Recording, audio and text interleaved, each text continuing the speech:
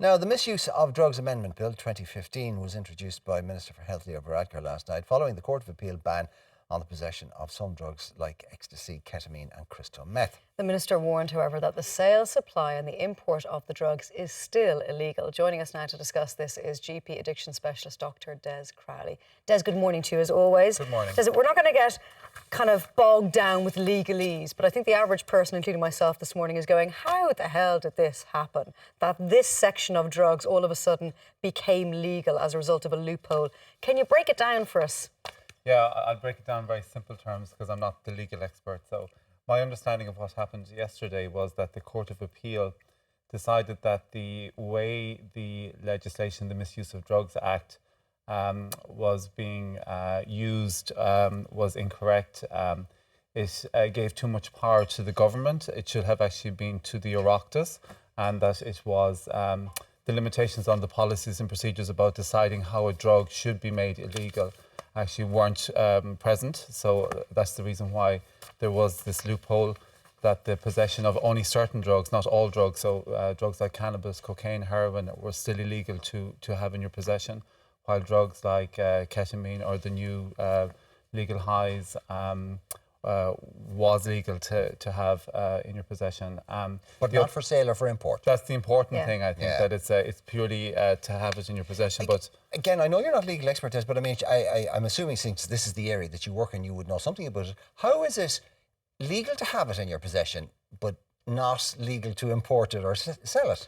I think that's purely down to the structure of the actual Misuse of Drugs Bill. Okay. The Misuse of Drugs Act actually is the act which allows Ireland to comply with the international conventions on drugs. So they have, because we are signed up to that, we have specific responsibilities, and that's the structure of the bill. Within that bill, then there's other subsections. Subsections. Well, we are getting into the legalese of it now. So the drugs in question, what are they, and how dangerous are they? Well, the drugs, the biggest chunk of drug, or the biggest chunk of drug group is the legal highs. So they're the drugs that we would have known that were called the head shop drugs. And they come in different categories. They're of certain chemical groups. The one I suppose that we would mostly know would be methadone, which would have been one of the cathinones. But the interesting thing about the head shop drugs is that they have a common chemical structure, and then you're able to change it just very slightly. They just keep morphing it every time, so they can stay a step ahead of the law, can't they? Indeed. Yeah. So that's why the legislation was brought in 2010. Because you couldn't keep ahead just by naming the drug to make it illegal. So you had to bring it in as a kind of an overarching piece of legislation, which was that any psychoactive drugs were illegal unless they were proven to be of purpose. Sorry, Sinead, what were these drugs doing? And I mean, obviously, you're picking up the pieces as a result of the misuse of these drugs. Just how bad were they, and what were you treating? In the addiction services, we went through a phase, maybe about a year and a half, where people were coming to our services. Very agitated, some presentations of acute psychosis. People who had chosen to inject it were presenting with really large abscesses, a lot of tissue damage. So yeah, I suppose the thing about these drugs is that we don't know a lot about what the causes and the long-term effects of it. They're recent drugs, and because also that they're morphing, we might get some detail on one particular drug, but then a couple of months later, another type of drug may come into the market. Have the level of those people presenting, is that increased or decreased, or was that its peak then about 2 years ago? Yeah. So the bill had an effect?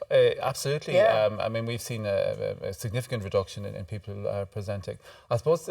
I think the discussion is interesting, though, because just because you make a drug illegal doesn't mean that you get rid of the drug. No. So what happens that instead of it being legal, it goes into the black market. And any drug that's in the black market, there's other consequences of that. You have clandestine use, you have criminality. So it's not that you just take a drug out of the system just by making it legal. Illegal, rather. It's kind of hard, maybe this isn't the right term to use, but I mean, the drug using community can be quite self-policing in a lot of ways. And if the net effect of using the drug is satisfactory, and if the word on the street is, oh yeah, this is good stuff, then obviously it grows in popularity. But the word on the street about the head shop stuff was that it was not good stuff, that it was driving people mad. And I think the users kind of voted with their feet. Is that fair? Well, I suppose you have to look at drug users aren't a single demographic group, you know, so they're not homogenous. So like different demographics within the drug using population use drugs differently and use different types of drugs. Because you were saying the younger ones would be using coke and cannabis, and then that changes as you go up the age scale. Yeah, but I think your point, Mark, is exactly right. Though I mean, I think like drug patterns change, and it is about peer use, and it's about what drug is seen to be popular and what drug is. Well, the reason I say that is because my there's son's fashions generation in drugs, aren't there? My Yeah. son's generation were using it. They were the generation it was aimed at, and they were using it, and they went mad on it for a year and a half. I'm not saying him specifically, but his group. But there was a very quick bad reaction, and they were basically saying this is not good stuff, and they moved on to something else. Yeah, yeah. I'm not so sure. I think certainly cost would be an element as well. So I mean, certainly it was much cheaper when it was much more. Because you were saying available. you're seeing an increase in the use of ecstasy. That's kind of becoming popular in the drug world again. Well, it certainly has made a comeback. Yeah, in terms of the dance scene and people presenting with problems, where that had totally gone out of vogue during the years of the Celtic Tiger and cocaine use on the dance scene. Des, if there are people who are taking drugs and have concerns and worries, if there's parents of people who are taking drugs, where should they go? What should they do? There's a very good website, drugs.ie, that'll go through all the different drugs and the harms and the locations where you can get help. And signs that you need to keep your eye out for. Yes, indeed. Des, thank you as always. Pleasure. Thank you.